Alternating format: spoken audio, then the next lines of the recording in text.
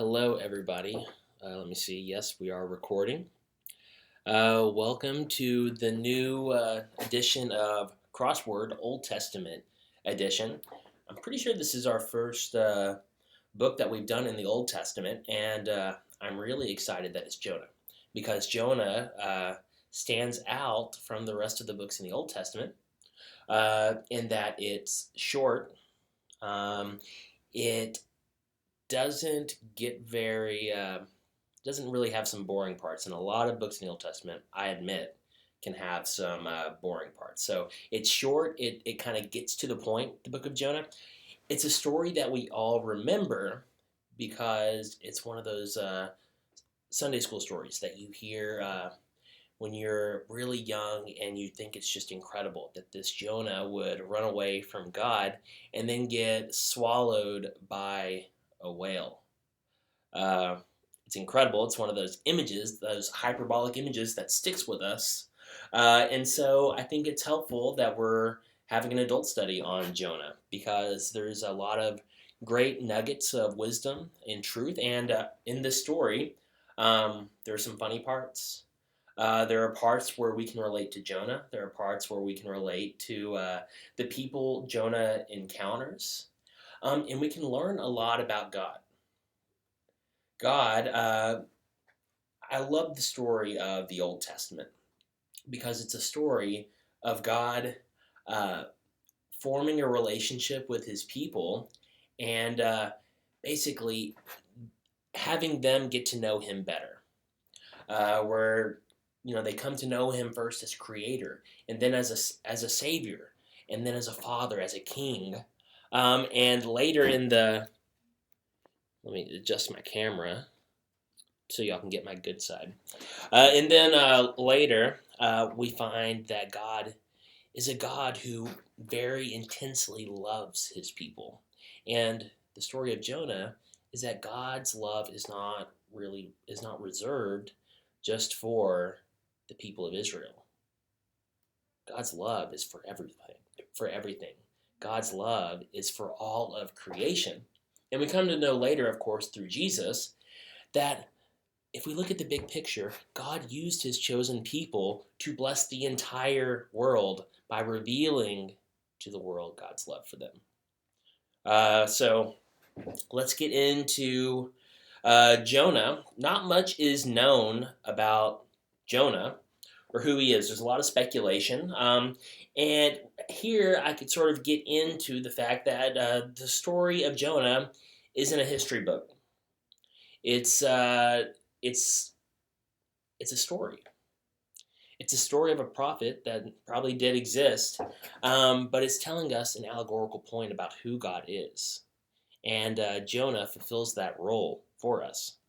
So we're going back. It's not a history book, but we are going back in history to around, I want to say, the 7th or 8th century BC, during a time when there was a massive empire to sort of the northeast of Israel. And the people in this empire, or this empire itself, was very threatening to the Israelites. The Israelites hated the Assyrian Empire. And so that perplexes Jonah so much more when God speaks to Jonah and says, hey, you know the Assyrians, the people to the north that you hate? Well, I have a mission for you. I want you to go to Nineveh. Nineveh is the capital of the Assyrian Empire. It's sort of in what modern day Iraq, and it was a huge city, especially by ancient standards. It was the largest city in the world at one point, and I think at this point some scholars guessed that there were about 120,000 people in there. And it says in the book of Jonah, I'm pretty sure it says that it takes 3 full days to even reach the center of the city if you're walking. Well, God tells Jonah, hey, your worst enemies, these people, I want you to actually go to Nineveh and preach to them. Just read. He says, "Now the word." This is verse 1. "Now the word of the Lord came to Jonah, son of Amittai, saying, Go at once to Nineveh, that great city, and cry out against it, for their wickedness has come up before me." Okay, so we have the message. Now, what's Jonah's response? "But Jonah set out to flee to Tarshish from the presence of the Lord." I like that statement. So, first off, Jonah is a man of few words. He gets this message that he doesn't like, and he immediately decides to hightail it out of town. And not just, you know, run to the next village or to the next country, even. He decides that he's going to really get far away from God's message, and so he goes to Tarshish.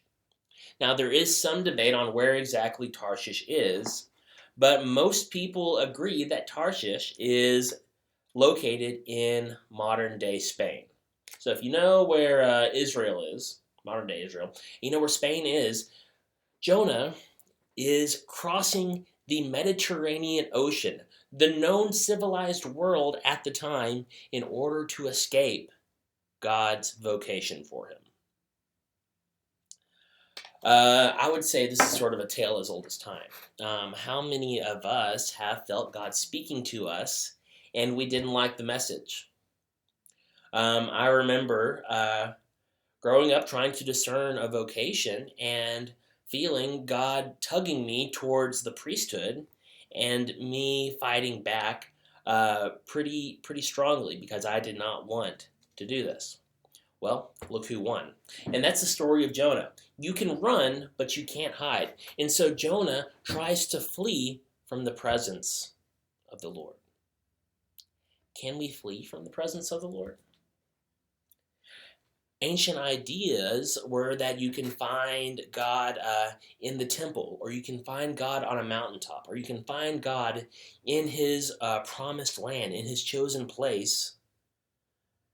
But here, in the book of Jonah, we're being taught that no, you can't flee from God, because God, who created the land and the sea, is God of the land and the sea. He is just as much God in Israel as he is in Tarshish. You can't escape God.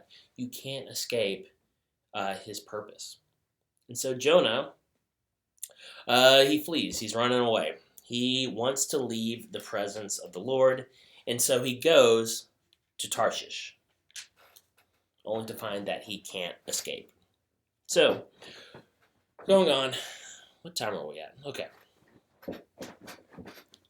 Starting in verse 4, we have, Jonah on the ship, heading as far away as he can from Nineveh. He does not want to go there. So he's leaving, he's hightailing, he's getting out of town, and the Lord throws a mighty storm up against the ship.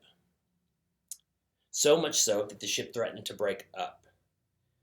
And everybody's really afraid, and all of a sudden they're wondering, whose fault is this? Why? What God would send this storm upon us? And Jonah is fast asleep at the bottom of the ship.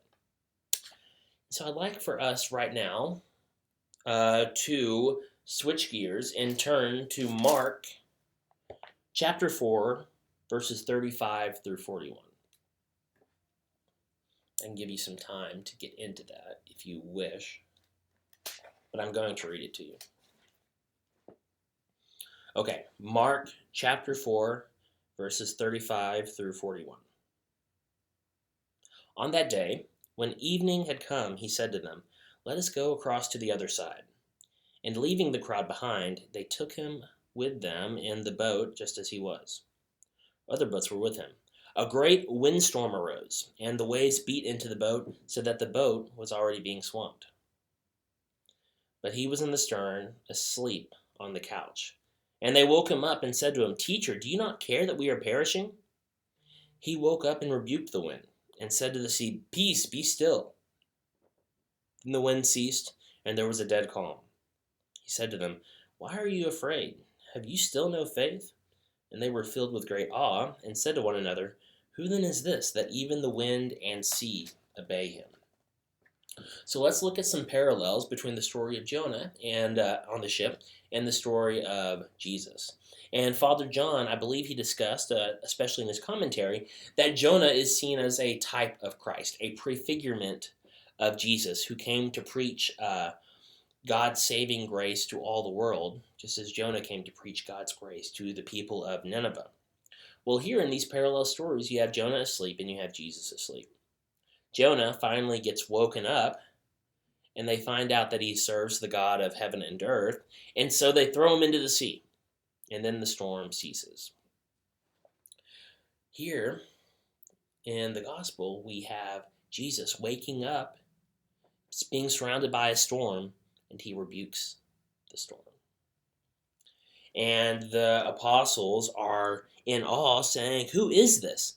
That even the wind and the waves, even the wind and the sea, obey him." What I would like for you to do then in looking at the story of Jonah is to imagine Jesus here being commanding this storm that is surrounding Jonah right now, the wind and the waves. Jonah is trying to escape God, but God isn't letting him. Jesus is present with Jonah at this moment. And so Jonah is finally thrown into the sea, and a fish is sent to eat him. Well, I guess not eat him. But Jonah is saved by this big fish, and it says fish. It doesn't necessarily say whale. It could really be anything, but really it's an analogy. Jonah is in the fish for 3 days and 3 nights. We have another parallel in the Gospels where Jesus is in the tomb 3 days and 3 nights. And we've been doing this crossword long enough to know that when you have numbers come into the story, you have significance, you have meaning. And so we can look for a deeper meaning in this 3 days and 3 nights that Jonah spends in the belly of the fish. And we know that it symbolizes a renewal, a change of purpose, a change in direction in the story for Jonah. Jonah can no longer run from God. Jonah has to follow God's vocation. Okay, so that is chapter 1. And things we can take away from chapter 1 is that God loves, or that we can find humor in the Bible. We can find humor in the Old Testament, so long as we know where to look. And we know that God, in our study of the Old Testament, is really trying to reach all people. Now, he does it through his own methods and through his own plan. But Jonah reveals to us, it teaches us that God has a plan for all people. He does it through the centuries, through years and years and years of revealing himself more and more to his creation. But he brings it about in his own time, and it culminates with Jesus Christ. And we learn from Jonah that Jesus is written on every page of the Old Testament. There is going to be a more perfect Jonah, Jesus. Jonah was cast into the sea and swallowed by a fish. He had no power over the waves. He had no power over the wind. He couldn't tell, God what to do. He couldn't run away from God. Yeah, we have Jesus in the New Testament, who is the Lord of the waves. He's the Lord of the sea, and he gently rebukes it at the sound of his voice. Everything points to Jesus. Everything is perfected in Jesus. The story of Jonah is perfected in Jesus because Jonah teaches us of God's love toward the Gentiles. And Jesus made salvation for the Gentiles possible. So everything points to Jesus. We find parallels throughout the Old Testament of Jesus and Jesus' stories, but particularly in Jonah. So we can keep looking for those as we progress through this story. I hope you enjoyed this study as we get further into it. And I look forward to exploring Jonah with you in the coming weeks. Okay, thank you, and God bless.